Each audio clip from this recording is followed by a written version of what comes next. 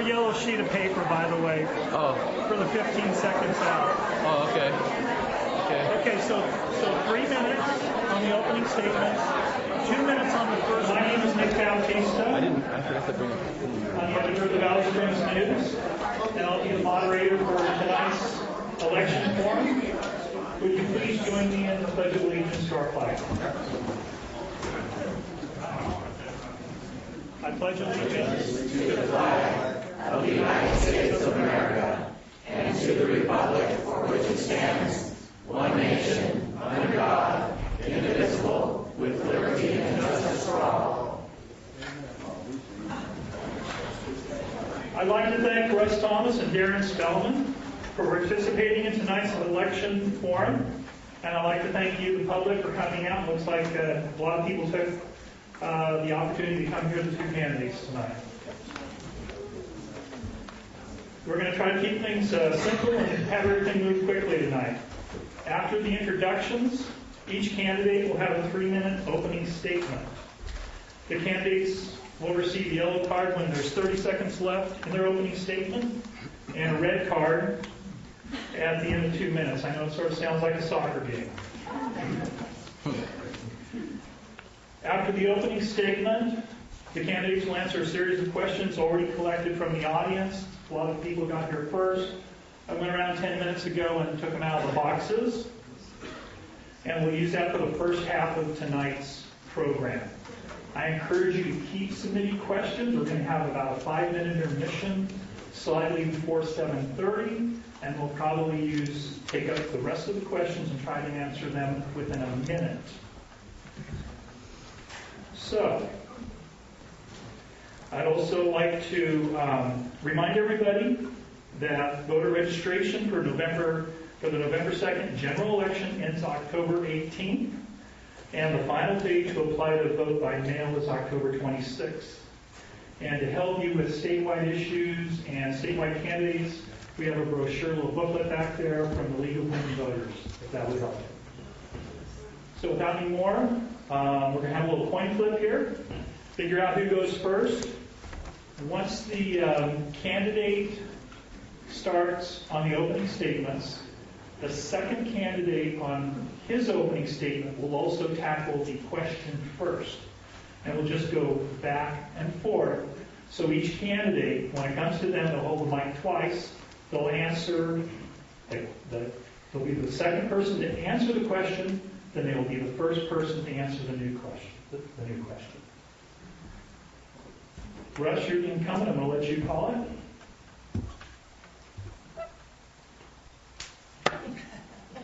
You didn't call it. It has to be a head.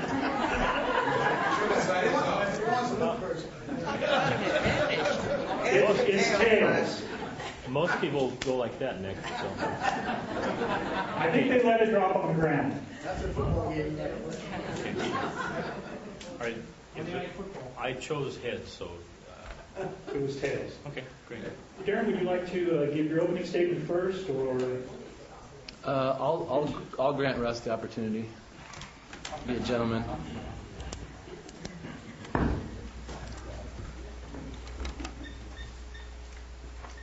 Are we ready? I'm ready. Okay. I would like to thank everyone for.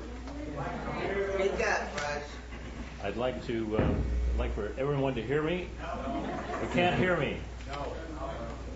Technical difficulties once again. How about over here? Are you picking up? We're on completed. Okay. I don't think that there's a switch on that one. Well, it was working. I heard it working.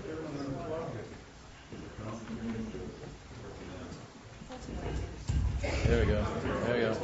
Now it's hot. Mike is hot. Oops. Okay. Let me start the tape. 1, 2, 3. There we go. Okay. What I would like to do at this point is just to thank everybody for showing up tonight. I know it's a difficult thing to book your time, and since this is a very important election, I really appreciate you coming out. I see another person that's striving for election here. I'm going to sacrifice a second or two here. Madeline Kurska, could you stand up a second? This Madeline is running for a clerk recorder.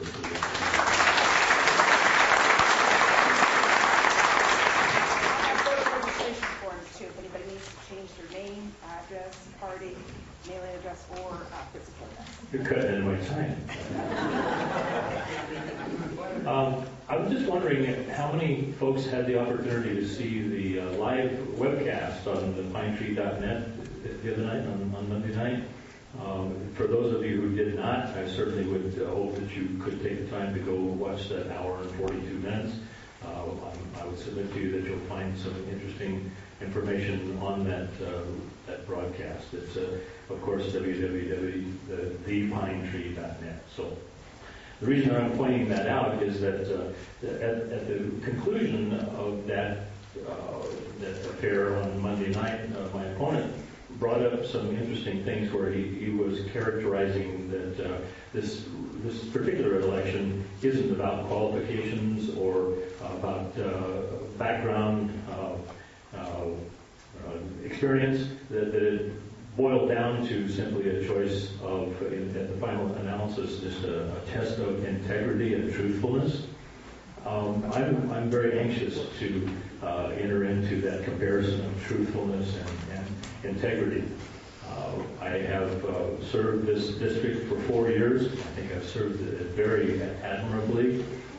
There have been a lot of difficult decisions, and many times my decisions have been second-guessed by a number of people, but even my opponent has said in that interview that it is a difficult thing when you cannot please everyone.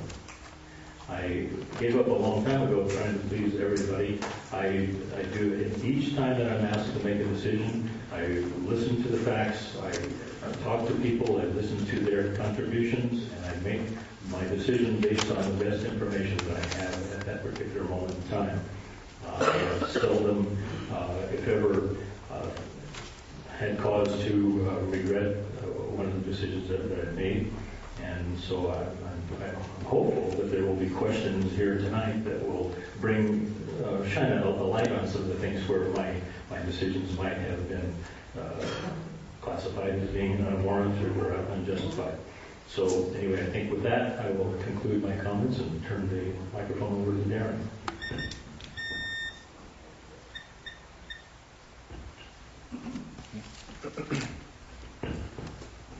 I'd like to use my opening moments tonight to address what people said that they wanted to hear most tonight, and that is that they said there in the past that they've heard plenty of stories and testimony concerning the inadequacies of government, both at the local, state, and federal level. But what they wanted to hear from me tonight, in particular, was what I plan to do, if elected supervisor, to help District 5 and to help our county. So I have a list here. Certainly not exhaustive list, but number one, to restore respect to public office. A lot of people don't have respect for those people who are elected officials, and it's a shame, but I think it's part and parcel of some of the activities they're involved in. One of the ways that I'll restore respect is by not taking corporate donations in large amounts from corporations such as PG&E, Sierra Pacific Logging Industries, George Reed Construction, and many others that I believe are a conflict of interest for a public official. Number two, I'll use common sense. A question that was brought up in the last debate was, how can we save the Copperopolis Library? The library here in Valley Springs gets their space donated for free from the school district. Copperopolis Library pays $1,600 a month for their space rent. I think it's just common sense and logical that to save the Copperopolis Library, that we should look for somewhere that's more appropriate in terms of the money that we're spending. If they're going to have to close the library, then we need to look for a different location. Number three, I will hold public forums to hear what people have to say. I hear a lot of people say that they don't have access to their public government officials. I'm committing here tonight, and of course I know if I'm elected this will be used against me if I don't do it, and I don't have a problem with that. I will hold no less than 2 public meetings per year here in Rancho Calaveras and also in Copperopolis at the Armory. I will rent this hall in the month of April and in the month of October. biannual reports where I will come before the people, tell them what's been going on, give them a chance to talk to me, voice their concerns. And of course, there'll be plenty of times on other occasions when they could meet. But I will commit to at least twice a year to having big open forums where people can pose questions, because that's what people said they wanted. Number 4, I will have a website, a web blog, a newsletter, email, phone connections, all 4 years that I hold office, not just when I'm running for election or re-election. I have all these things up currently, and I will continue to have them up, and I will expand them. I will respect all other board members at Calaveras County Board of Supervisors. If I don't agree with them, I promise to you that you will never hear me use a curse word against another board member, especially not the F word. Number 6, I will not be on any committees that conflict or have conflict of interest. Thank you.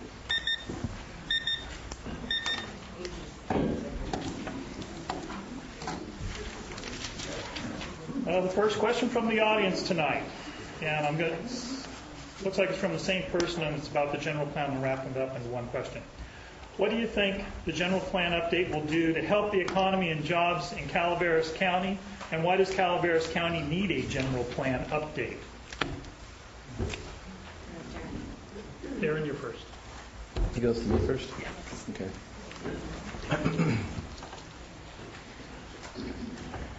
Well, let's look at the question. Why does Calaveras County need a general plan update? There's a difference between needing and wanting. A need is something you have to survive. I don't think that we need to have a general plan update to survive. I do think that it's a prudent decision, and I support that. It's been said erroneously in the past that I think that there is no need for one. And it's true, the world's not going to come to the end if we don't have one. But do I think that we should have one? Yes, I do. But again, it needs to be a situation where people who own properties' rights are not being usurped without them getting proper compensation. If you're going to take away somebody's property rights, they need to be appropriately compensated for those things. And a call to any county office outside of Calaveras County, and you ask them, what's the process for changing people's land designations and zoning, they will tell you that the first thing they're going to do is send postcards out to the affected landowners to see if they have any interest in knowing more or notifying them. We paid $1.2 million in counting to Mentier Harnish, and they never once sent postcards out to people whose land designations were going to be changed. And, $1.2 million and they can't afford to send out postcards, I think that's a problem. So, general plan update, yes, we need to do it. We're required by the state to do such. I think that we could do it cheaper than we did it, and I think that we could do it a lot better. Thank you.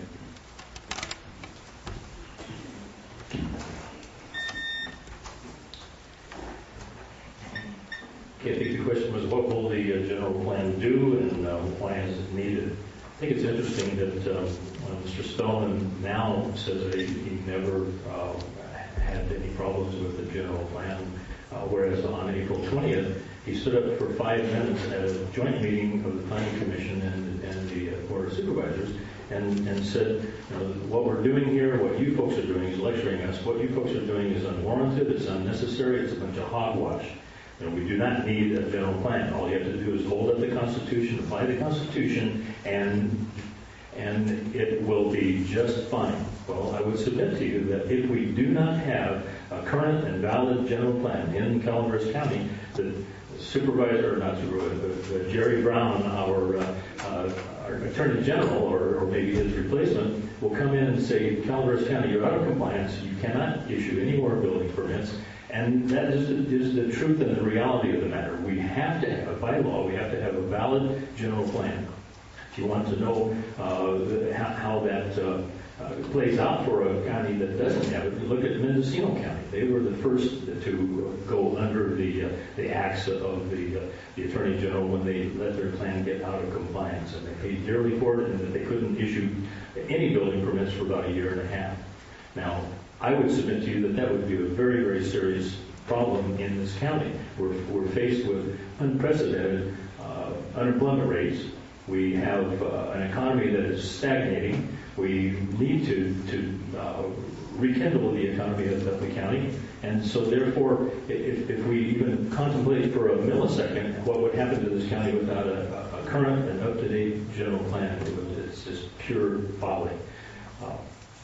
So I want to emphasize that I do have an extensive background in these planning issues. I was served as a planning commissioner in Stanislaus County before coming here.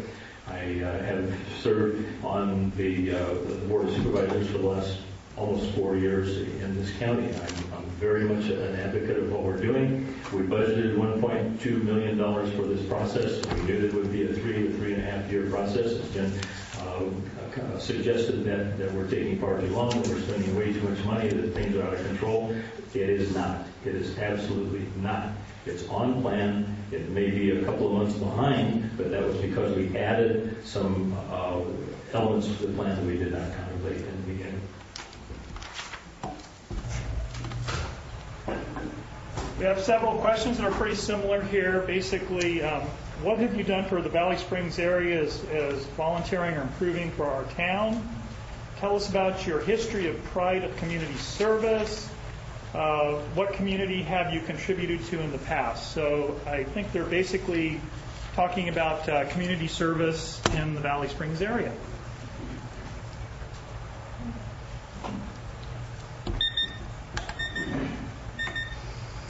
Time's up already.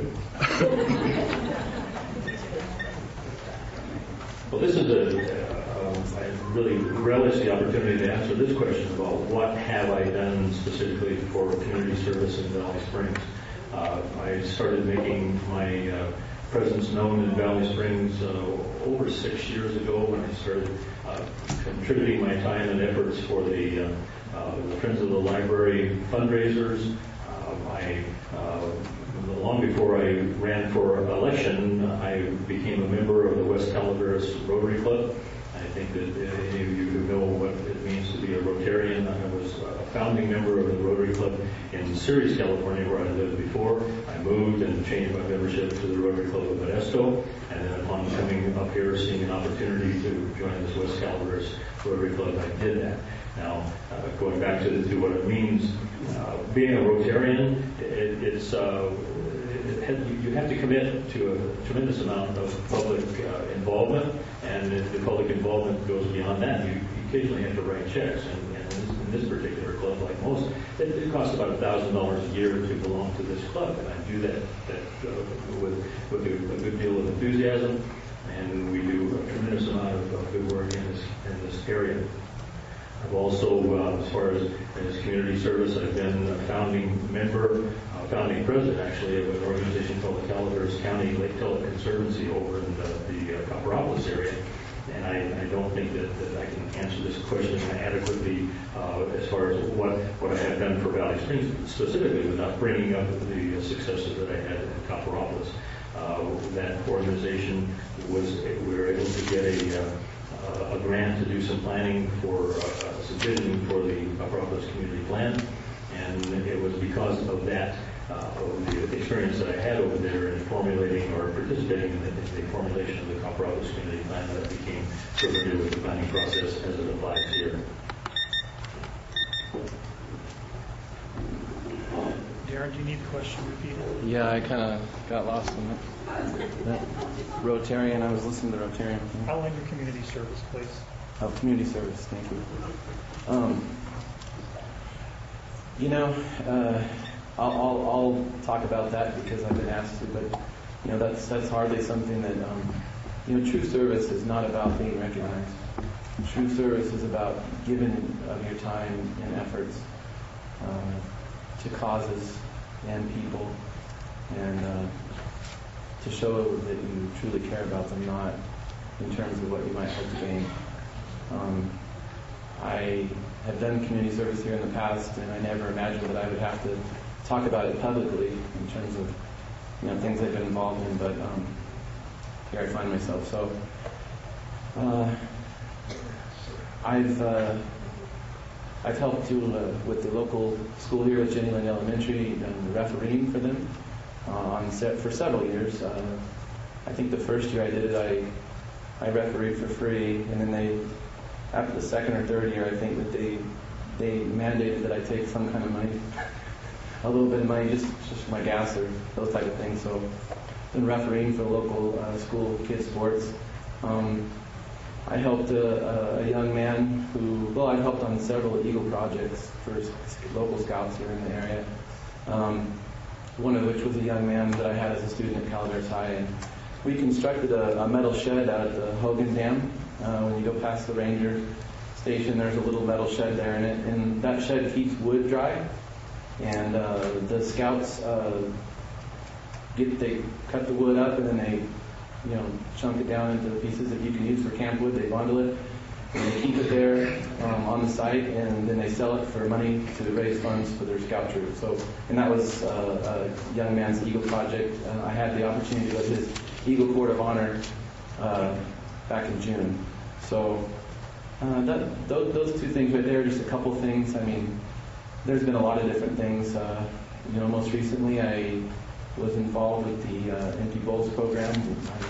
I painted a bowl up at the Calaveras High School. I also painted a bowl here at the Good Samaritans Church, so I painted 2 bowls.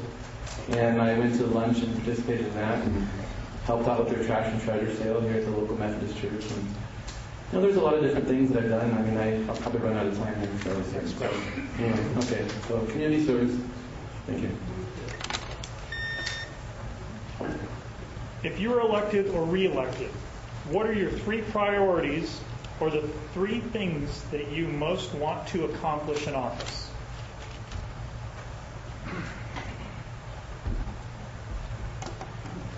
That goes to me on that one.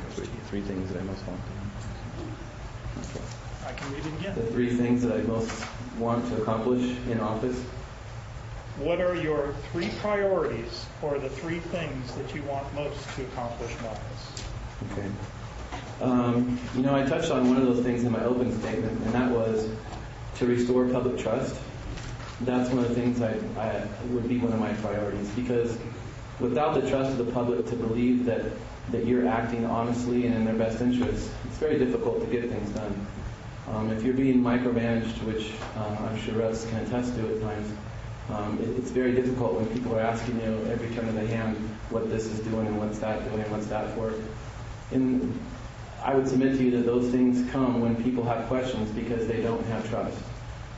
When there's trust there, people recognize that you're the elected representative, and until such a time that you destroy that trust, they usually let you operate in terms of knowing that they voted for you as a trustworthy person to get things done.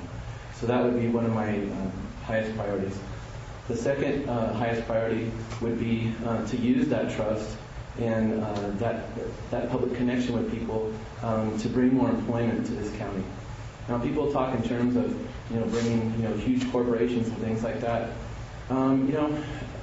That'll be up to the people in the end what type and quality of businesses that we bring to create more jobs. But in the very least, I'd like to see enough jobs created that the children that graduate from our high schools in this county, from Bret Harte and from Calaveras, there's enough jobs created each year that at least those children could stay in this community if they wanted to. And that's about 500 kids per year that graduate from both of the schools combined.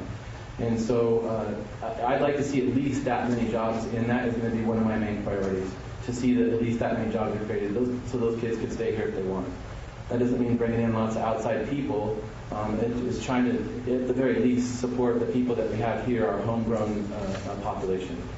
The third thing I think that I would like to accomplish, or that I think is very important, is to protect our essential services.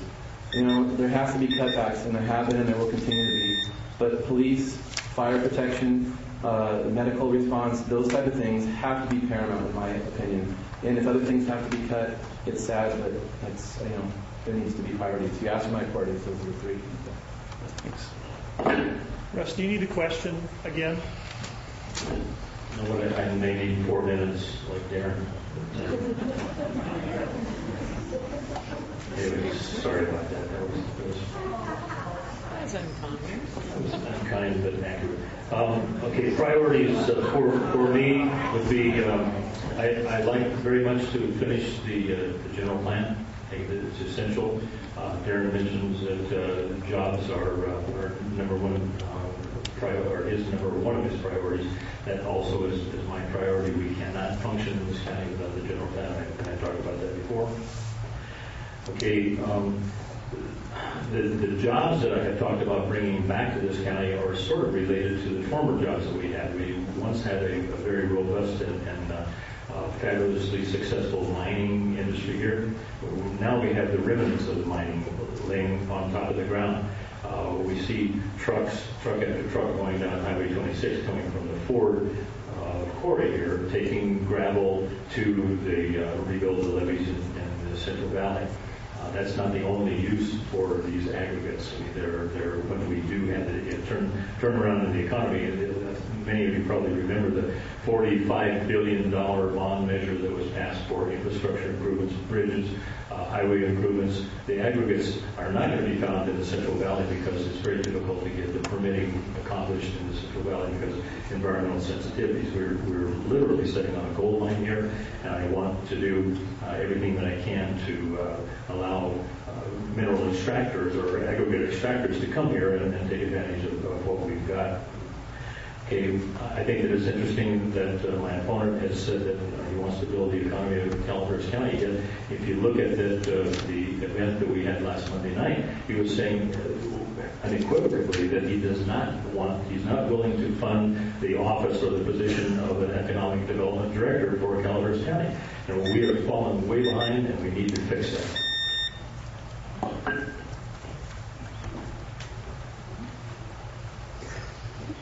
Russ. Yes.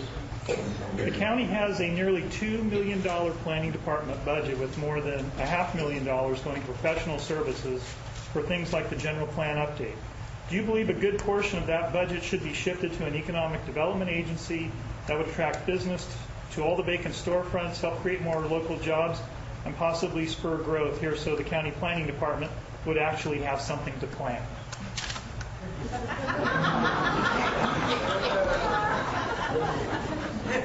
I think I answered that just about 30 seconds ago. Yes, I very much am in favor of an economic development agency and hiring a talented economic development agency director should be our number one priority in this county.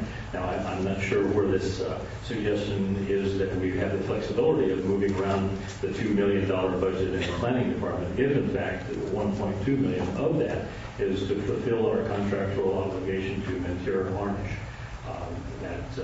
That as you know, if you have experience in contract law, you just can't unilaterally cancel a contract at halfway through or 2/3 of the way through a contract without experiencing some unfortunate ramifications for that action. I'm not suggesting that we should cancel the contract by any means, but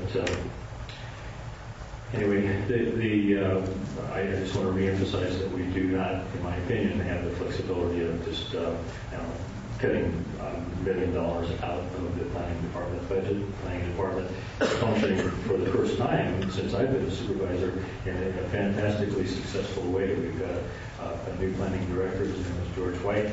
He's one of the brightest people I've ever known. I enjoy so much working with him. I think that had we had a person of his caliber in the past 4 years, or even going back 6 years when we had a succession or a revolving door in that position, we would be in a much better position than we are now.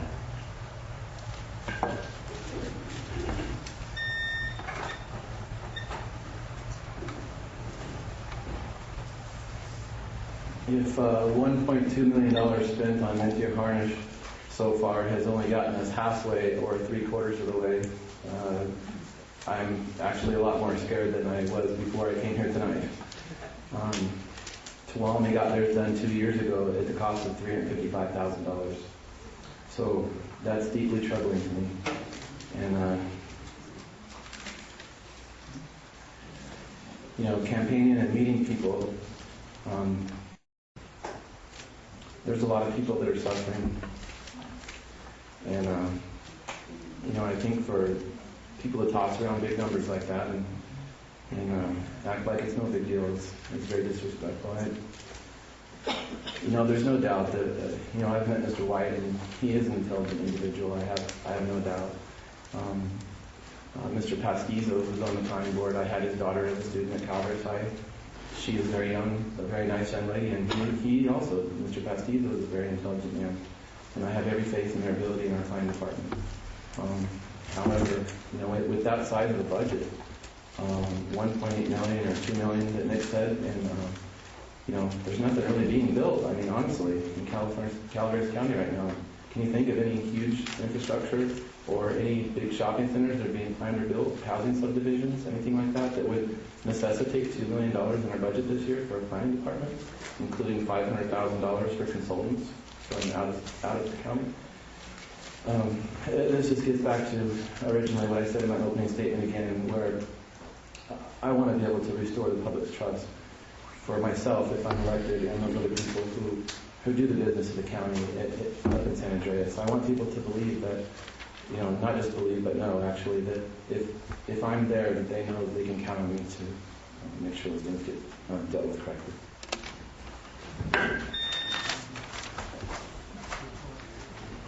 Where does each candidate stand on the issue of the Calaveras Council of Governments, and I guess that probably means the JPA?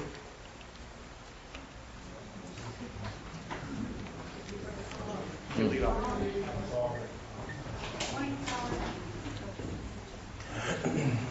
Question again, sorry. Where does each candidate stand on the issue of the Calaveras Council of Governments? There's been a lot of controversy about the Calaveras Council of Governments, also known as CCOG. You may have heard it said in those words or that acronym in the newspaper.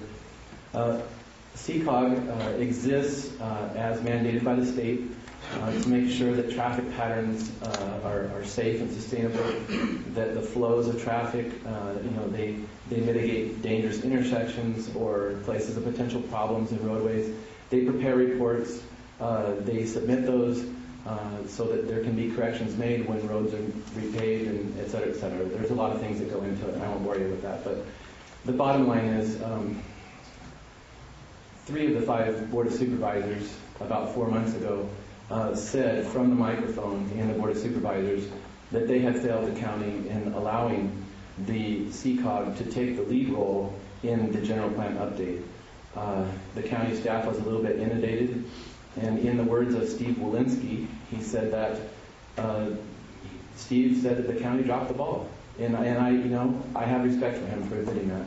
I'm not saying it's his fault; it's not Steve's fault, but he's man enough to admit that the county made a mistake, and that the county, not the COG, was supposed to be the delivery entity that spearheaded the planning process and revision, and they allowed the COG to move ahead with that because there was too many things on their plate, I guess, and the COG was there and willing to do it.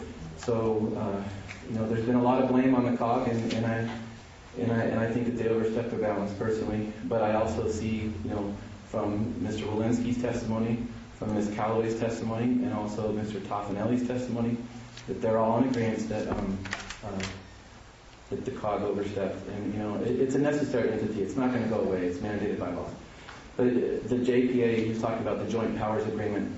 They've made new guidelines to make sure that they stay within the guidelines of what their mission purpose is.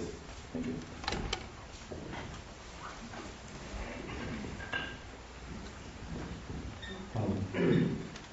My opponent sort of misspoke there when he said that the COG had taken over the general plan process. That certainly is not true. The Calaveras Council of Governments, it is an entity that he's right, that was set up, it's based in state law, that in order to qualify for a county that qualified to have transportation funding that we get back from the taxes that we send in order for it to come back, we have to have the local transportation planning group, and it formerly was a local transportation, an LTA, local transportation agency. It morphed into a COG, and I won't forgive me for boring you with the details if you already know that, but in our county, it is made of a partnership or a joint powers authority between the county and our only incorporated city, Angels Camp. In other counties that have maybe 5 or 7 incorporated cities, and each one of those cities would also have representation on the COG. We don't. So the makeup is 2 members of the Board of Supervisors, 2 members of the City Council, and 3 members that are selected from all of you. They're called public members, and we have the very good fortune to have one member, we have one member from this area. His name is Pat Maurer, who very adequately and admirably represents this area. So how do I feel about the COG? I'm certainly well aware that it's absolutely necessary. Is it doing a great job? I think that in regards to their involvement in the Valley Springs Community Plan, that their role got a little confused, or maybe a lot confused. I regret that happened. But they certainly, at that particular moment in time when the planning was being asked for, the county was in no position to perform that function, so they stepped in and they did it.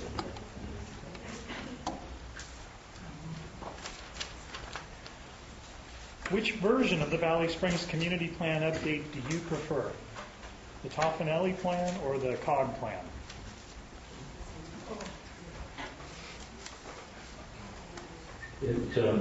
I've stated this a number of times recently. I definitely do not feel in any way that it is my right or responsibility to declare my thoughts on a particular option of the plans at this point. In fact, the way I feel about it is essential that I maintain objectivity all the way up until the point that the chairman of the board wraps the gavel down and says, public comment is closed on this issue. At that time, and only at that time, I will express my opinion on that. I have been criticized by my opponent for not getting more involved in the Valley Springs Community Plan, particularly as it related to how Rancho Calaveras was going to be somehow thrown under the bus if they were going to be involved or included in the boundary of that plan. I never for a moment suggested that Rancho Calaveras should be or must be in the plan. In fact, I was sitting making notes carefully at that meeting in February where my opponent last week criticized me for not being more involved in it, not getting up and stating my opinion. But he also says that I should listen. I should always listen before I form a conclusion. I want to tell you that that's exactly what I'm doing. I have been listening. I will continue to listen. And no, I'm not going to say one way or the other what plan that I would endorse at this particular moment. Can't do it.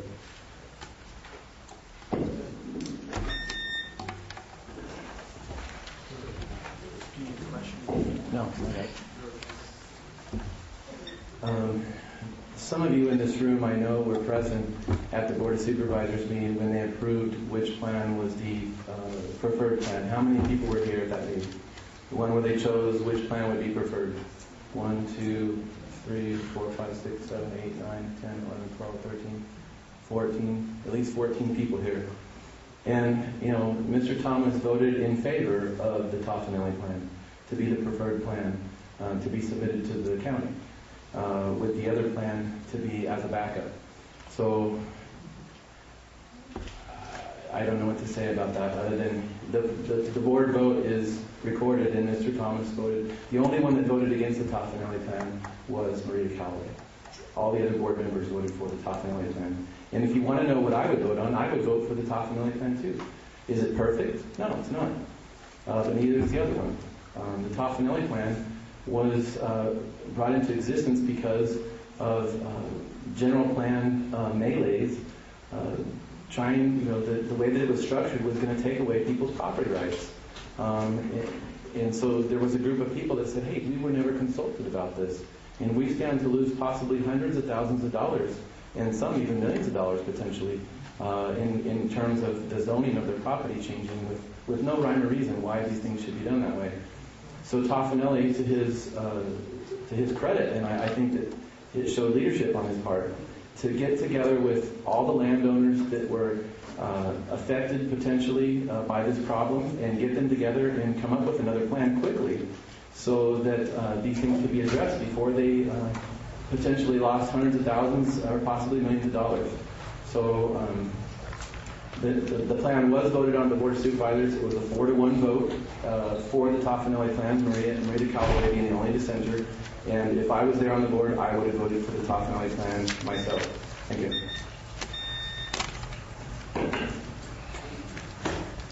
Can both of you answer why the CCTV debate was canceled?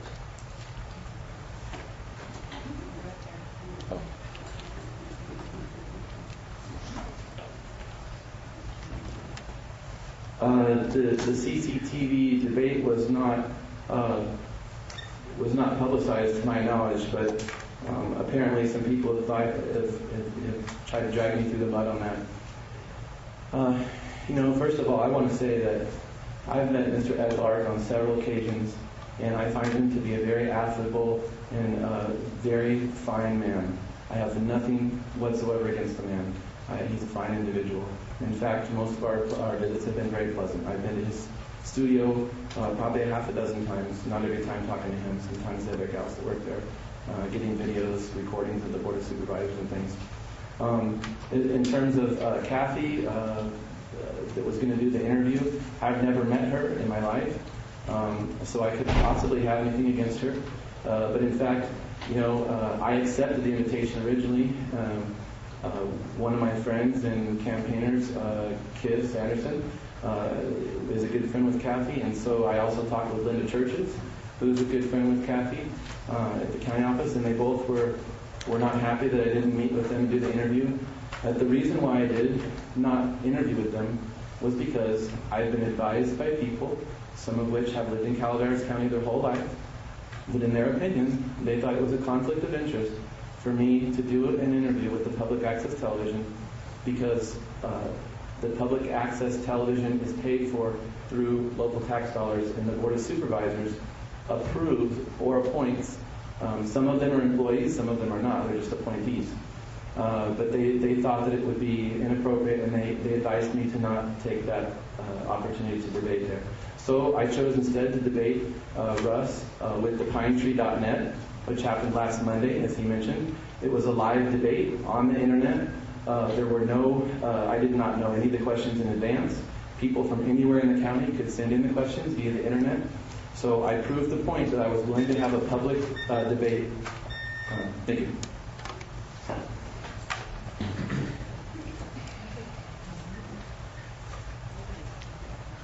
I just would like to have you know that the debate was, as Darren has mentioned, that it had been scheduled for about a month, and I was looking forward to it. I learned on the day of the Wednesday, I think September 9th, that it was not going to go forward with his participation, and I learned that he had expressed some suspicions about the objectivity of the public access TV crew.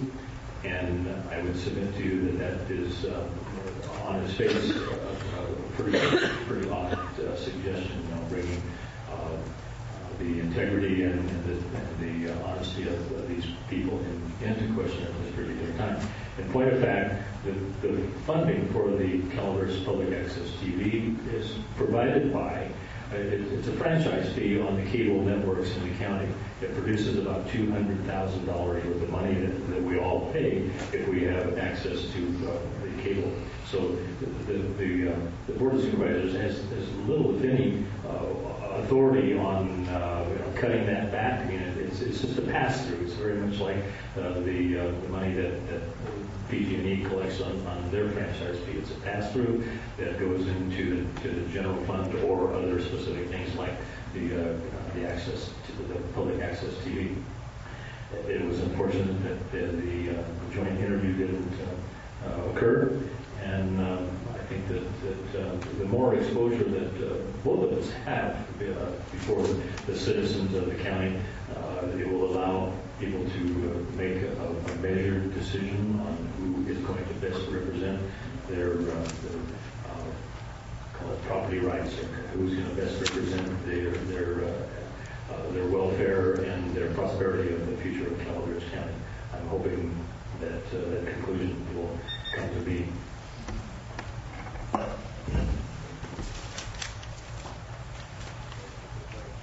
there's a growing concern with what appears to be an under-budgeted, understaffed animal services department. The shelter's cut back on hours and services. I'd like to hear the candidates' plan to address animal services and restore an acceptable level of service. Yes. I agree, Katie, yes. As a matter of fact, I am very pleased to tell you that I have been an advocate for improving the situation for our animals, the way they're cared for in this county. I think that I was one of the first on the board to attempt to get the board to make a resolution that we would commit to the providing of a free space for the Humane Society if they could gather up enough money through a contribution process. I see people nodding their heads. Apparently there's some knowledge in the room about that. There will be no doubt a robust money gathering or fundraising effort, and then we've actually, the county has boiled it down to two sites under consideration. One is near the bypass, the freeway bypass construction in Angels Camp, and the other is on the campus of the Calaveras County campus there at the county center right now. We're committed to do that. As a matter of fact, we would be very ill-advised to not be on that path because, as you know, there's a $40 million courts facility that's going, will start to be constructed soon. It's in the design phase right now. The county also has their sheriff's office and the jail facilities that are going to be in close proximity to the existing animal shelter. They literally cannot coexist at the same location. So I'm just really very looking forward with great anticipation to the design process and have Calaveras County kind of come into the 21st century with the way that we handle our animals here. I'm an enthusiastic supporter and a participant. Thank you.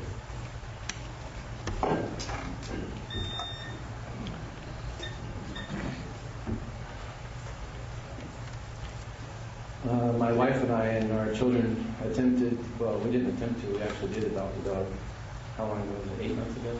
10 months ago? A year ago? I don't know, it's been a while, but we called him Buddy the Bouncer. His name was Buddy. We have just over 4 acres, so we had plenty of room to land, to roam around, but he was not to be held in. So he ended up going back to the animal services, and they found him a home, thankfully. I believe with another one of their adoptees out on a ranch somewhere in Paloma or somewhere where he could free range. I think was the word that they used for it. He was one of those wandering souls. So we loved having him in our home very much for the time that he was there. But, I have to say that from dealing with the people at the animal services, that they were highly professional when I was there. They knew what they were doing. They had answered all my questions.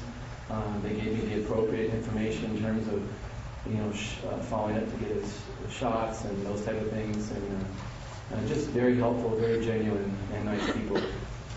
It's my understanding that perhaps there could be some changes made that would be beneficial in terms of how the animals are dealt with, in terms of maybe lack of space or other things. During the campaign trail, I've talked to many people where everybody has their number one things, and for people who are extreme animal lovers, this is on top of the list. From what I've gathered, the Humane Society was willing to come in and spearhead this thing, but maybe there was a conflict of who was going to be the ultimate decision maker in terms of the facility. The sheriff's office didn't want to relinquish complete control, and the Humane Society demanded complete control. So that's just what I got from speaking with people on the street. So I'm hoping that maybe when I have a chance to meet with the Deputy Sheriff's Association, that they'll be able to give me more information on that, what we might be able to do to square that away. Can the candidates enlighten us on the $15,000 controversy or the taking of the $15,000 from the CSA1 Rancho Road funds? This has been something that's come up repeatedly all over the campaign, and I know it's been a real thorn in Russ's side. And I've tried my best to get to the bottom of it and find out exactly what may have happened here.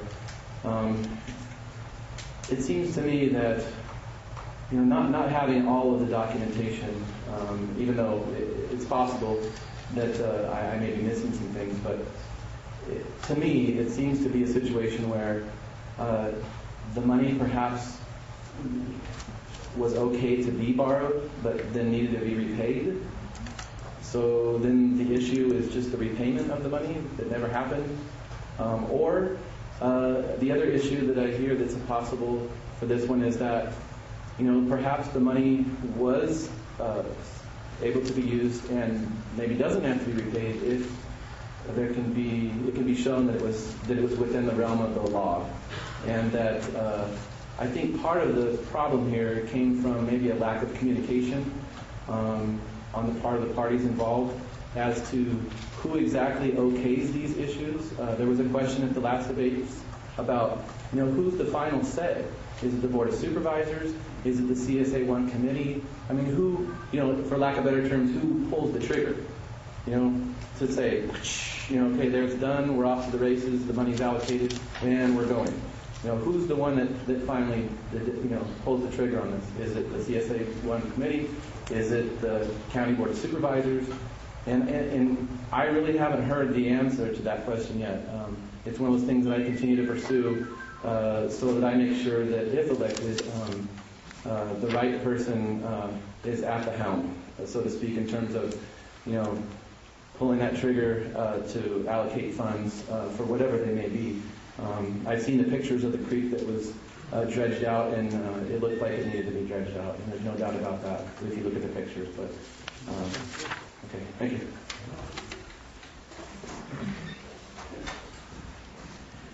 I don't know who asked this question, but I'm certainly glad that it got asked, because this is a situation that has really been like a bad dream. It will not go away, even though we can answer the question repeatedly in the paper and at public meetings. It still is a myth that keeps continuing to be perpetuated.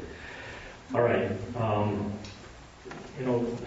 My opponent has said repeatedly that he's a teacher and he's got an advanced degree in administration. But I would submit to you that if he does have those qualifications, he should do a better job on his research. In other words, he doesn't do his homework. And let me give you an example.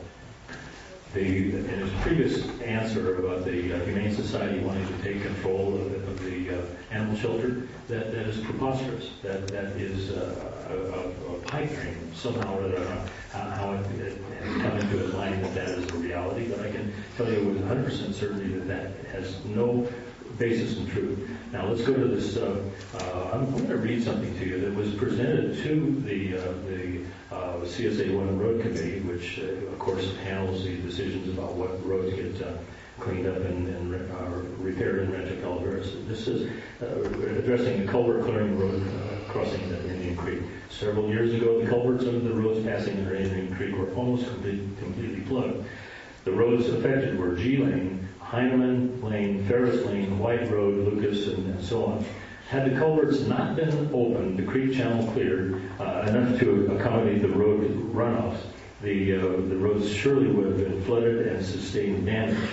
The work was initiated and requested by Supervisor Erickson, and it was done in 2006. Now, if you recall, I wasn't anywhere around in 2006, but in 2007, when this issue came up, the CSA1 Road Committee, I'll come back to this. This is very important. I'll come back to it. And also be more specific with job titles and dates. Okay, that's very easy to do. We've got some biographical information over here at the handout table that talks about job background and accomplishments. Time's up already. No, I'm trying to set it. All right. Okay. I grew up in a family that was in the major contracting business, so I was an SOB, and that means a son of a boss. And so I very aggressively launched myself into that career path. Decided in about the mid-'60s that I couldn't make a living in the masonry business, so I went back to school. I pursued a degree in business administration and learned after getting that degree in business administration that you could in fact make a living in the masonry business if you applied business principles. Okay, so in 1982, and from 1982 to 1984, I had acquired the responsibility of being president of the California Conference of Mason Contractors. In other words, 350 statewide organization had 350 members, and I was the president proudly of that organization. And then in that capacity, I also served as a management trustee on the Health and Welfare Trust boards. I participated in apprenticeship training. I've been on the City of Syracuse Building Department Board of Appeals. I've served on the Stanislaus County Arts Commission and the Stanislaus County Planning Commission. And I've also served as 10 years prior to getting elected to the Board of Supervisors as the chairman of the Copperalbus Community Plan Advisory Committee, where we took it upon ourselves to plan the future of an area, frankly, is 35,000 acres. And we did that with in mind that we wanted to formulate a plan for this whole area that would be appropriate and a well thought out document to take us into the next 30, 40, 50 years. That about concludes it.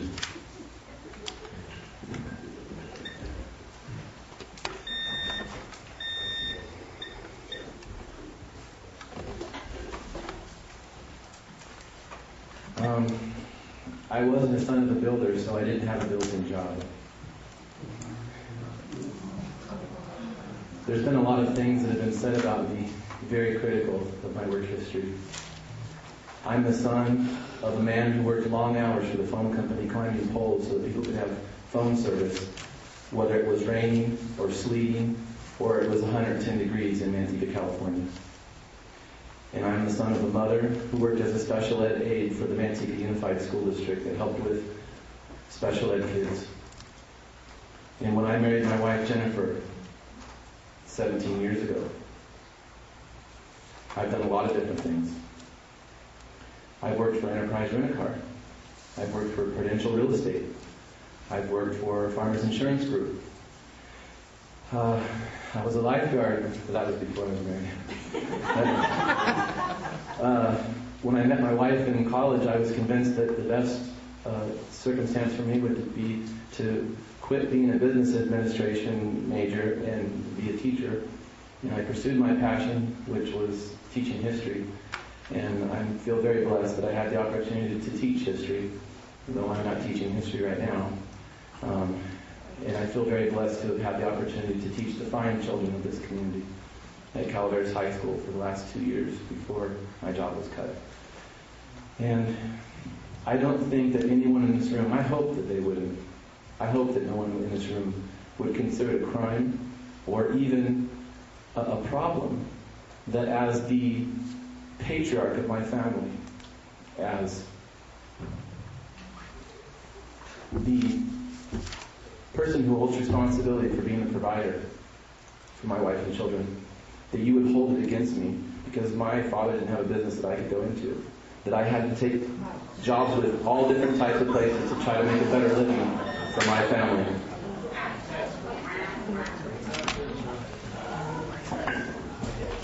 If you haven't had an opportunity to write a question, please do it right now, and in about a couple minutes I'm going to come and empty out the boxes. In West Calaveras County, we'll help decide how to redistrict the county. And there's the potential that Western Calaveras County may gain a seat. How would you assign the new seat? I think they want to know how you would divide the county up into 5 distinct supervisorial districts. Well, before you start the timer, don't start the timer because No, it is divided. you can't add a seat, so that question, they don't know. You can't add a seat, but you take the county's population, and maybe Russ can correct me here, and you have a certain percentage which each Yeah. district has to be within. I think it's 22% and 18%? It cannot be less than 18% nor more than 23 at the moment that it gets redistricted.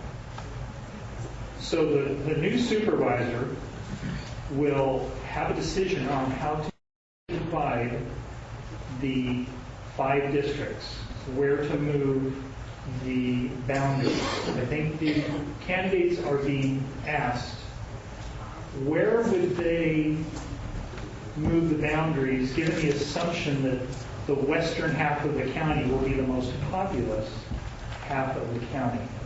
In other words, there could be 3 seats on the west side and 2 seats on the east side. Or what would their insight be as far as reestablishing the district lines?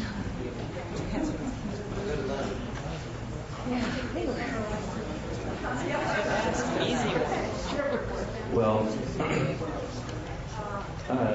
as was stated by Mr. Bautista, there are laws that govern, in terms of population.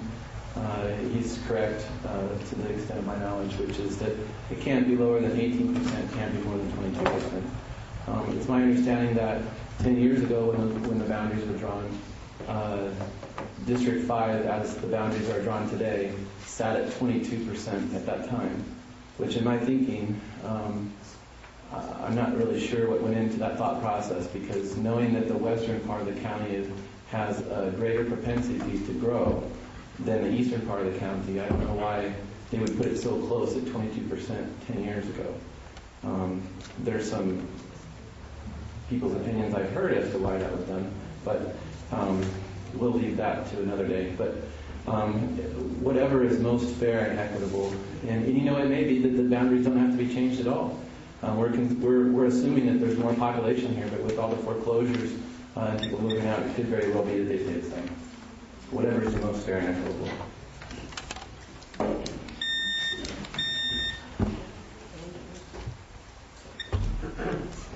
Okay, if you can remember back to the year 2001, when the redistricting was accomplished, the District 5 actually had grown to 34% of the total county population at that moment in time. Clearly, it had to be shrunk in geographic size so that it could have less population. So it was a very controversial decision that was made that actually took Valley Springs, the downtown Valley Springs, and pushed it into District 1 and brought the northmost line of District 5 down closer to Rancho Calaveras. The population has grown from about 43,000 in 2001 to the estimated is 47,000 now. So there's been 4,000 countywide. If I were to pick a figure, I would think that there's a possibility that District 5 may have a need to drop about 100 houses from its, and that would be between 250 to 300 members of the population. So I'm looking forward to trying to figure that out.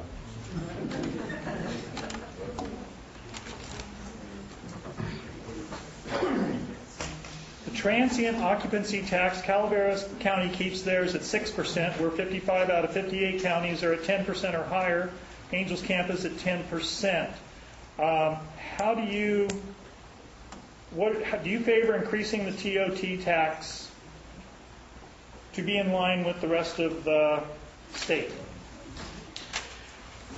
When last year I went through the Calaveras leadership class that's put on by the Chamber of Commerce, and that was the particular project that our leadership class took upon, that is analyzing the TOT and how it affects the county currently and what it might, the improvements that it might bring if we were to consider raising them.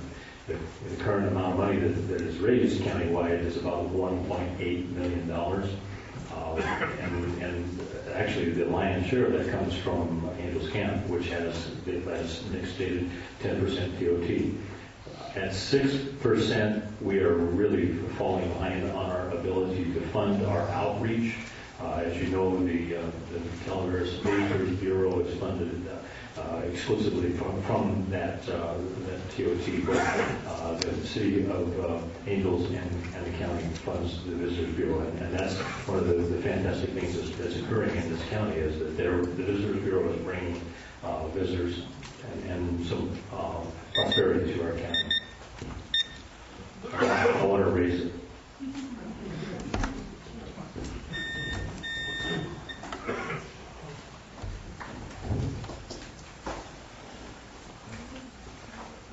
A recent statistic was brought out that Mariposa County, while they do have the attraction of Yosemite for people traveling through that area, when I was a young man, I had the opportunity to live in Mariposa for a short time, so I'm familiar with that area. They get 50% was a statistic that I heard, or near 50% of their revenue that comes from the TOT tax. Now, we don't have a Yosemite for people to come to going through here, but we do have a number of golf courses. We have wineries. We have Bear Valley attraction, those type of things like that. So there's potential for a lot of revenue to be generated from this. And I think that, as Nick stated, with 55 of the 58 counties in California having 10% or higher, where we're sitting at right now at 6%, I think that if we raise it to 10%, I don't think that would scare people away from Calaveras County in any means, because anywhere else they're going to go, they're going to get that same amount of tax. So I would be in favor of at least increasing it to match what other people are doing to generate income.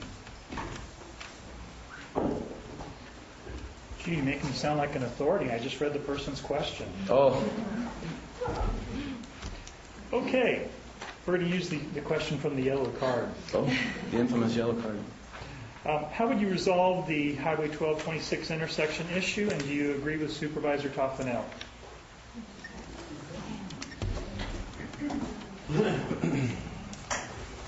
The most recent situation with 1226, correct me if I'm wrong, but it calls for eliminating the old Century 21 building and creating a right-hand turn lane, like a yield turn right going up towards San Andreas. And, that's something that was brought up a long time ago. A long time ago. People said that would be a very easy solution, but there was a number of people that thought that for a long time because they felt that, a roundabout or possibly an expressway of some sort would be beneficial to the county more so than having just a right-hand turn lane. I think that these people may have had visions of grandeur, because if they moved and had a bypass, then Caltrans would pay for the improvements rather than the county. So at some point, there was enough people that made enough fuss that we've come to the current plan, which is just put a right-hand turn lane, which I think is great. In actuality, there's far more to it than just simply a free-flow right-hand turn lane going off 26 to 12. There's also a free-flow right-hand turn lane coming off 12 going southbound on 26. That's going to immensely reduce the congestion that already exists. Excuse me. The fact that we have gone from the grandiose ideas about the roundabouts and the $2 million solutions that include the traffic lights was come out that the ridiculously of that idea came out loud and clear in the public outreach that was done by the consultants on that.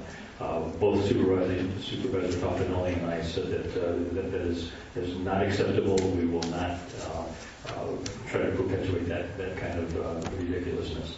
So the improvements in the intersection is all. We have to do an alternate route.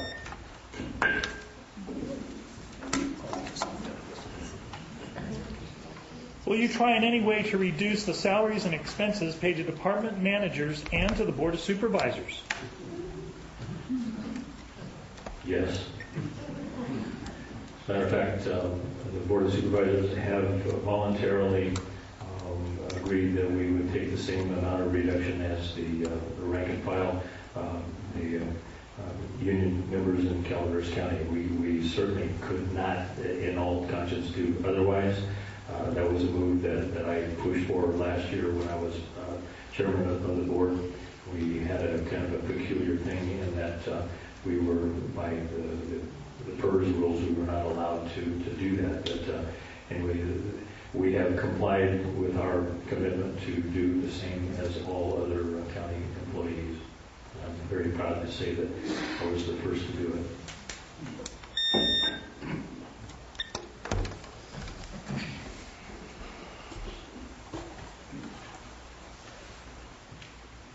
Last year, our hardworking county employees came to the table, negotiated in what they thought was good faith with the Board of Supervisors, and it ended up with the union leaders from all unions, not just SEIU, but other unions, giving a vote of no confidence to the process.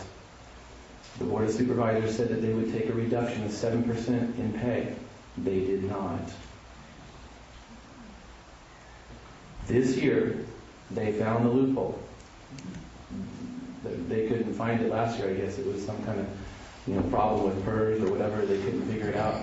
This year they figured it out, and they took an equal cut of 4.56 or 4.65, something like that. My question is, instead of taking the 4.56 that everybody agreed to this year, why didn't they go ahead and take the 7 that they said they'd take last year on top of the 4.5? The rest of the union employees took a 7 last year. We found out the glitch. Why didn't they take an 11? And I'd be willing to do that. It's on the record.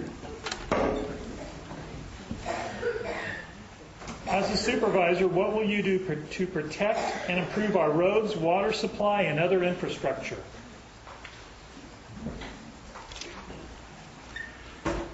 Well, the first thing that I do to protect our roads, water, and infrastructure, specifically in terms of roads, is, there's a law that's on the books that some people might not be aware of that says that the CSA 1 Road Committee has to meet no less than once per year and have an open forum for all people who pay into that service area to know what expenditures were made and what expenditures are projected. That open forum meeting has not taken place since 2007. There are road committee meetings, but there has not been an annual reporting since 2007. They are supposed to have one. They're supposed to have it documented and at the county. It does not exist. Also, to help protect the integrity of that, I would make sure that I didn't receive $1,500 in donations from George Reed Incorporated of Sonora in campaign contributions. That's my pledge to you. Thank you.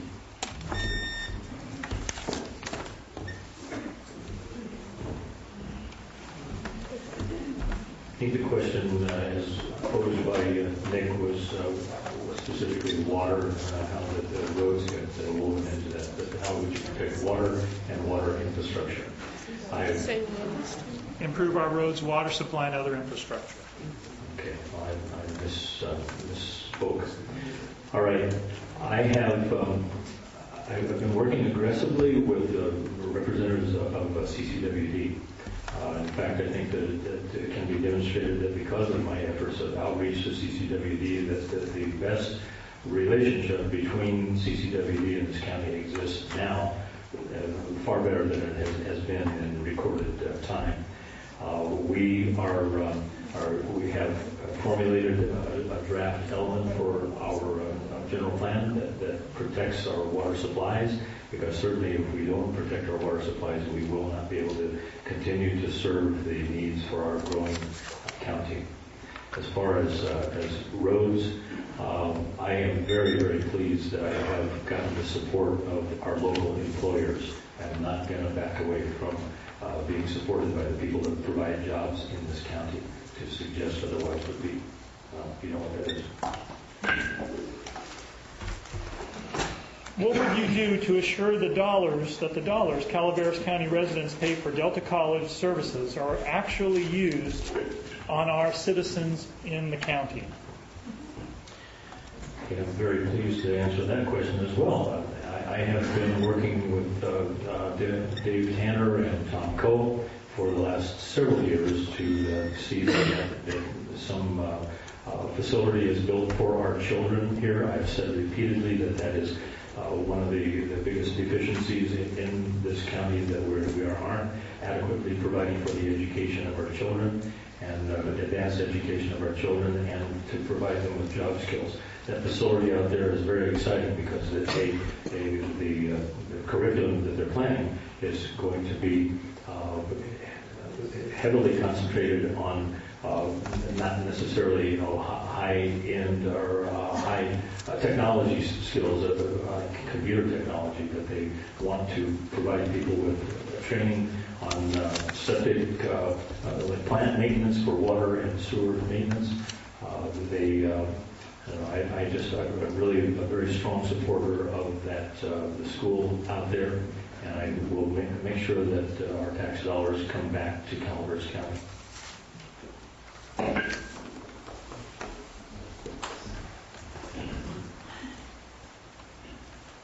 One way that I will ensure that we get what we deserve in terms of the taxes that we've paid is that I will show up to the meeting. Russ Thomas was appointed by the Board of Supervisors to attend a meeting in Stockton of the Board of Trustees for Delta College on September 7th. As a representative of the Board of Supervisors to speak in their behalf, he did not show for the meeting.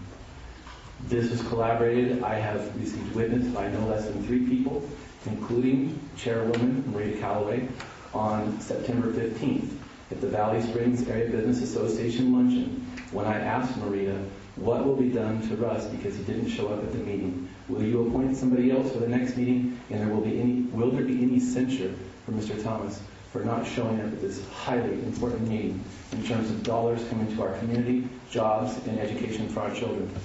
She said she wasn't sure. She didn't know why Russ didn't show up.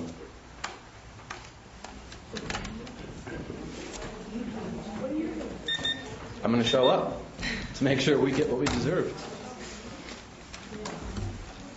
Can't get anything if you don't show up. Okay. Why are we paying thousands of dollars for community plans when the Valley Springs plan and the Rancho plan were done by citizens at no cost?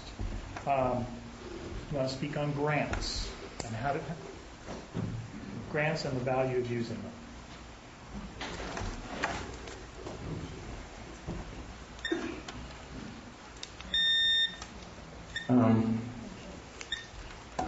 People sometimes very mistakenly think that grants are free money because they come from the government, sometimes federal grants, state grants, and they're not paid for by local people. That's what I hear people tell me. But they're mistaken.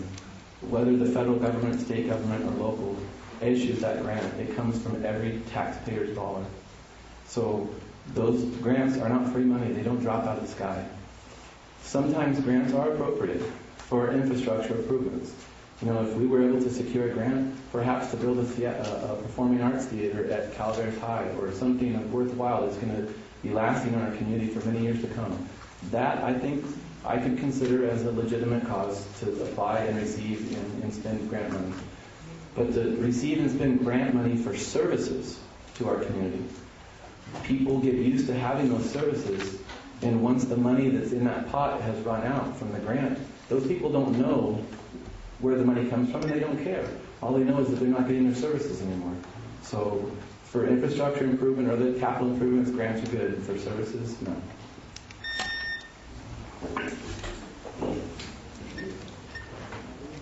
That certainly is one of the challenges that this county is going to face in the future as the availability of grant funds gets less and less, and the needs of the county goes more and more. So we're going to have to certainly learn how to live within our means. In the past, we have done a very fine job of attracting, writing grant applications, and they've been very productive. We literally would have to shut down our Public Works Department this year if it weren't for the fact that we've got so many ARA grants and other state highway grants that have come to here. So I think that to suggest that they're not needed or necessary is completely folly. I want to address Mr. Spellman's allegation that I didn't show up where I needed to be.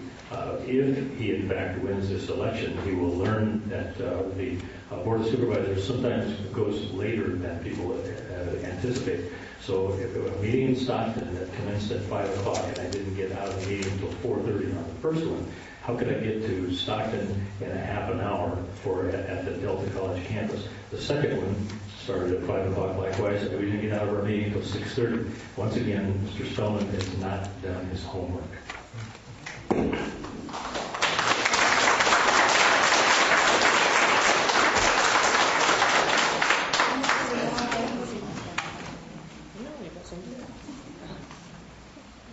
Unbelievable. What are your plans for District 5 in the next 4 years?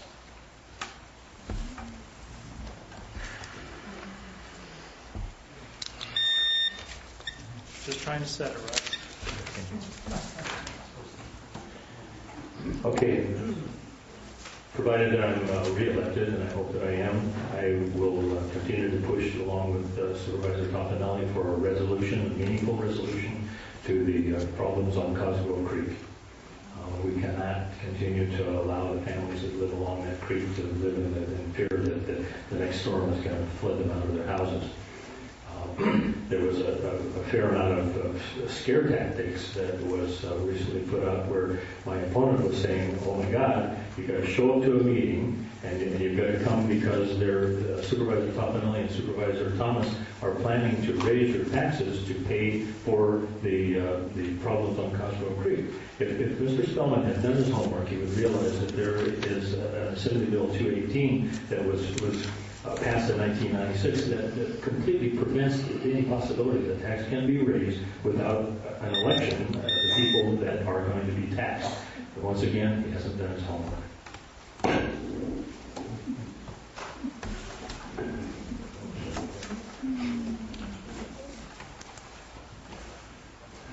I suppose, and because of what I said, that Mr. Thomas considers that Maria Calloway is a liar.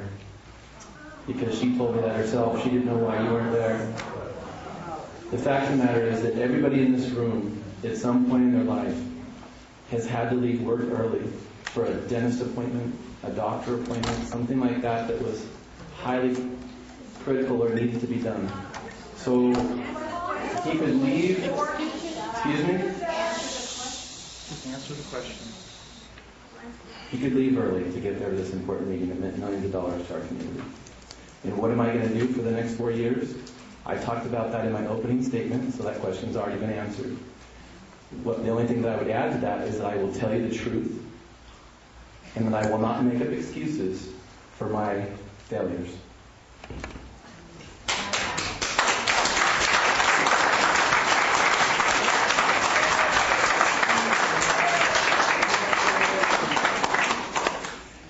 What is a reasonable percentage of a project cost to scope and plan a roadway or intersection improvement?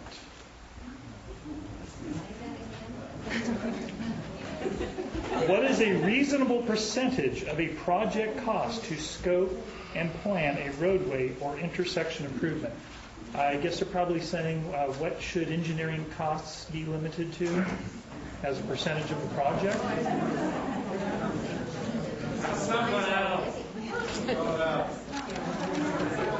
Well, if you want to pass on that one? I can answer. You'd like to answer it, Russ? Sure. Well, it's my turn. You want it? Didn't I just? We'll just pass on that question.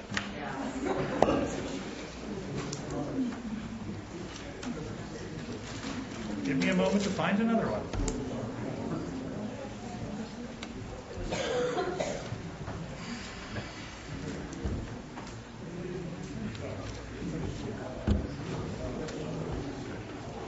Our neighbor Amador County has a population of 8,000 less than Calaveras, but collects nearly $1 million more a year in sales tax on a yearly basis, much of which is out of the pockets of Calaveras County residents and stays in Amador. Does this disparity bother you? And if so, what are you going to do as a supervisor to reverse this trend?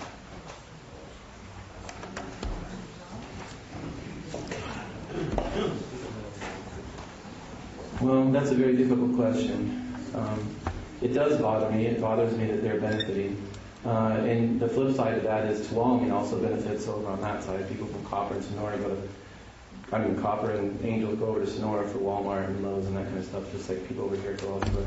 It does bother me. The thing that bothers me the most is that Tuolumne sued Calaveras County for 3 points.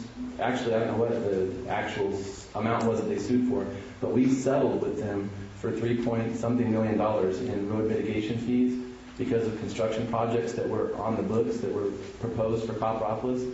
So Tuolumne sued us for the increased traffic, and we settled with them without even going to court. And then when the real estate market crashed, the houses never even got built. So we ended up paying $3-something million to settle a lawsuit that was completely frivolous, in my opinion. It does bother me a lot, and I don't know what the answer is. In terms of whether we need those type of things here, I will leave that up to the people that elect me. Because when I moved here 7 years ago, I knew that I had to drive to Stockton to Costco, and I'm okay with that. So whatever anybody wants in this community is what I'll listen to.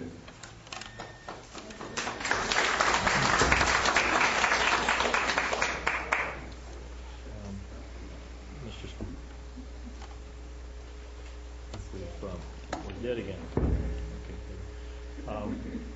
Try one more time. I can talk over that. It's really remarkable to me that Mr. Spellman continues to mischaracterize the facts. This issue of this $3.5 million, it had to do with a settlement. Yes, it was a lawsuit, but there has been no funds transferred, and there will be no funds transferred. It's a $900 tax on future houses in a particular subdivision in Copperopolis. So he's mischaracterizing that. It's not adversely affecting you or any citizens of Calaveras County. As far as answering the question about what I would do to stop the bleeding for Calaveras County as losing revenue to the other counties, as a body, as a governing body, the Calaveras County Board of Supervisors historically has made decisions that push people away. Our fees are too high. Our time of processing is far too long. Given an opportunity to develop in Calaveras County at a snail's pace as opposed to going to Amador or Tuolumne and doing something over there, I can see why people go elsewhere. I want to fix that.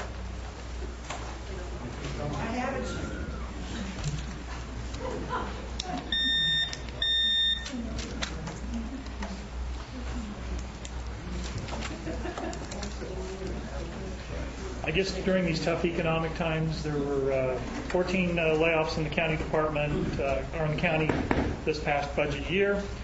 People want to know what other areas of government could be cut. Okay, well, it certainly would not be in the services of the Sheriff's Department or the vital services of fire protection. That's an area that I will protect very vehemently. I think that we can look at economies of scale by combining efforts with other agencies like CCWD.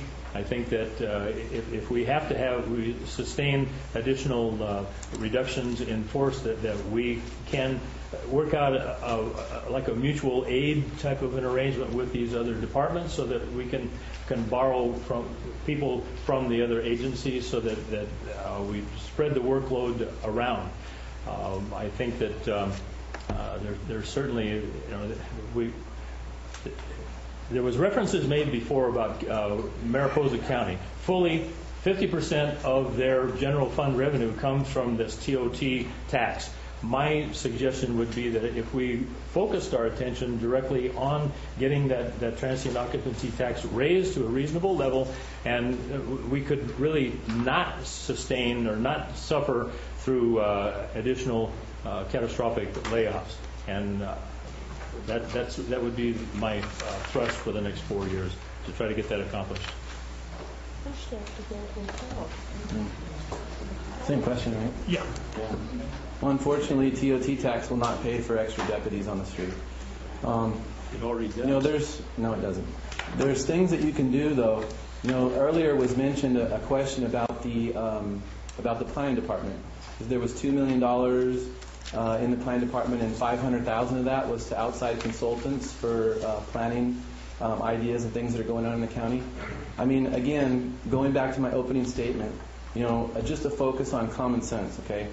You could eliminate that $500,000 out of the planning department's budget without laying off one county employee in the planning department. That's just getting rid of outside consultants that don't live or work in our county. Use that $500,000 to keep deputies on the street. To me, these things are just common sense. It's very difficult for me as a common person, never having been an elected official, for people to take shots at me and call me inexperienced and think that I'm, that I don't have the solutions. I think the solutions are easier than people make it out to be. I say get rid of the consultants from Sacramento, use the $500,000 for deputies.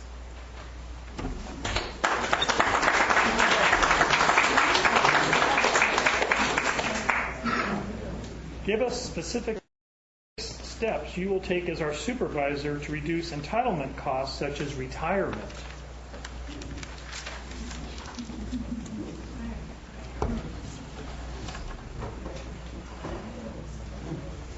Well, I'm a long way off from retirement, so the history of our county in terms of supervisors, the only supervisor who's held an office more than one term in District 5 in the last 30 years is a lady named Terry Bailey. Everybody else has been a one-term supervisor. So whether you're here tonight to support me or you absolutely hate my guts, you probably won't see me either way after another 4 years. Those are the statistics, okay? But the fact of the matter is both Victoria Erickson and Terry Bailey before her were both mothers and stay-at-home moms before they became supervisors. And there's nothing wrong with that. Like I said, Terry Bailey was the only one that served 2 terms in the last 30 years, and she was a stay-at-home mom.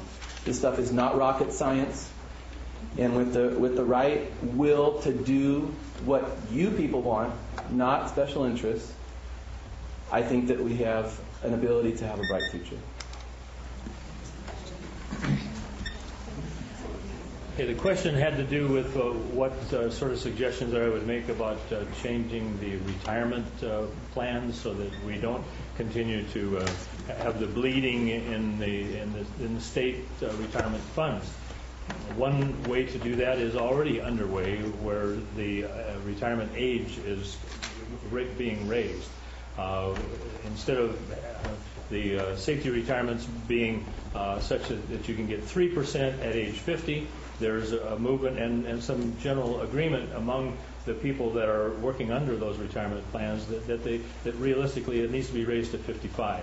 The PERS retirement plan currently is 2% at age 55. I think that it's certainly prudent to think about raising that, because statistically you can make tremendous gains in putting off the catastrophic failure of the program just by raising the retirement age or the percentage of qualifiers.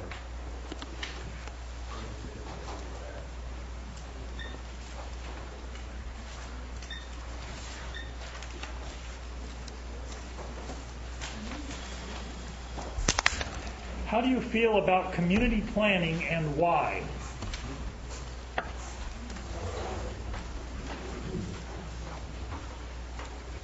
Okay, I always get in trouble over here in Rancho Calaveras when I mention Copperopolis, but I do want to admit that I was a prime mover in the effort to do a Copperopolis community plan.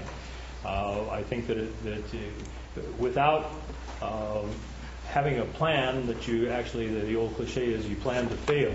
So having lived in the valley where you see these cities that have expanded with no apparent plan in place, my hope would be that we would not repeat those errors here. So I'm really proud of my involvement over in Copperopolis. I think we have a fabulous plan. If it gets built out, it will assure that that community will be like it's. The whole thrust of it was to maintain the rural atmosphere. That is also the thrust of this the planning effort over here. Everybody wants Valley Springs to remain rural. I have always expressed my appreciation for the fact that Rancho Calaveras is like the community that I live in Copperopolis, the Copperopolis Copper Cove subdivision. So I like community plans if they're done correctly, and I think that we're on the right path.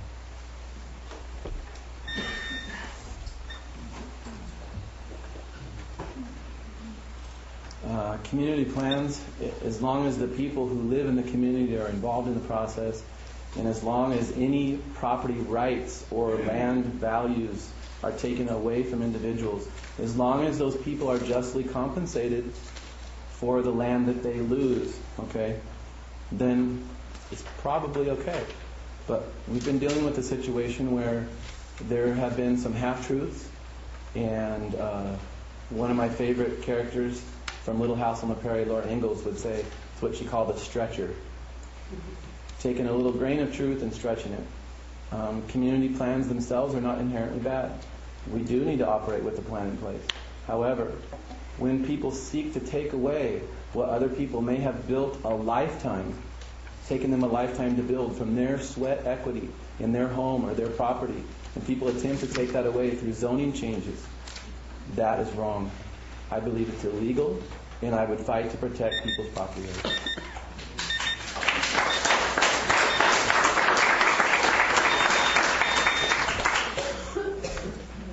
Next to the last question. We want to go to the last question. This person is talking about that there appears to be a lack of transparency and virtually no public participation in the Toffenelli plan. The board approved the plan in deference to the supervisor in whose district it is offended. I think we answered that one earlier. We'll go to the last question.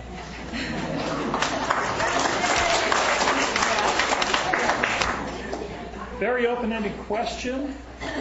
I'm going to give each candidate 2 minutes. It's sort of a closing statement. What else would you like us to know? 2 minutes. Is this the closing statement? It is a closing statement. Okay, so there were No closing. Use this opportunity for your closing statement. I'm up. Okay. In closing, I'd like to read you something from my son Everett, who's 7. He's in the 2nd grade. In his social science book that I read with him today, it was talking about our country and about American citizens. It said that, here it is right here. It says that as American citizens, we follow our country's laws. We cooperate or work together to make our country a great place to live. And I will second that. We need to cooperate and work together to make our country a better place to live. That was the way our founding fathers intended for it to be. It was intended to be a collaborative process. My background on my first degree, my bachelor's, is in history. And I am very well aware of the history of our country and the way it was intended to be governed. It was intended to be governed with you people having the final say in terms of how your property rights are dealt with, in terms of your personal freedoms, your freedoms of speech, and all the other things that are protected by the Constitution. I stand here as a witness, and I testify to you that if elected, I will listen to you. I will hold public meetings in April and in October, as I stated earlier. I will respect your wishes in terms of listening and taking into consideration those things which are important to you. And when I make a decision, if elected, when I make a decision at the Board of Supervisors, it will be with the thought of all of your collaboration in mind when I cast that vote. And I pledge to you that I will be someone that you can count on in terms of bringing that trust back to public office. You will not agree with me 100% of the time. I don't agree with my own mother 100% of the time. But I can guarantee you that I will not curse you and that I will not belittle you, especially not in public. and that I will work hard for you, and that I will be an honest representative. Thank you.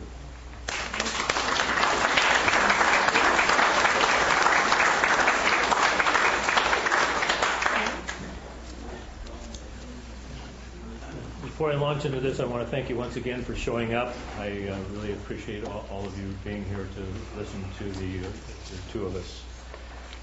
What would I want you to know? I'm going to come back to this little thing about the $15,000 because I think that in large part this issue is like the grain that got stretched into something that it shouldn't have been. And this is a myth that keeps getting more and more stretched and perpetuated, where my leadership capabilities have been drawn into question here, and my ethics and my methodology have been drawn into question because of this one little thing. There was a creek that needed repair work done on the culverts. The Public Works did that before I became a supervisor. Once I became a supervisor, there was, on this road committee, there was a big controversy about, oh my God, the money should not have been spent. Well, I'm reading to you the response from the Public Works. Although the work was clearly associated with road maintenance, the road committee later asserted that such work was the responsibility of the county. As clarified in discussions in 2007 between road committee, Public Works staff, and District 5 supervisor, that's me, the culverts existed solely for the purpose of allowing the road crossing, and as such, clearing the culverts in an activity within the scope of this, was within the scope of road maintenance. So, the work was appropriate to maintain CSA roads for a wise use of CSA funds. Reimbursing the CSA for this work is not justified nor required. Now, the committee continued to harp on that, and they would not get off of it. They were making the Public Works life miserable about that. So I showed some leadership, and I replaced certain members of the committee. It's now working with a committee of 7. We have 7 zones. Some of you may have realized that we paved 3 miles of road. We finally started doing something in CSA 1, and I'm proud of it.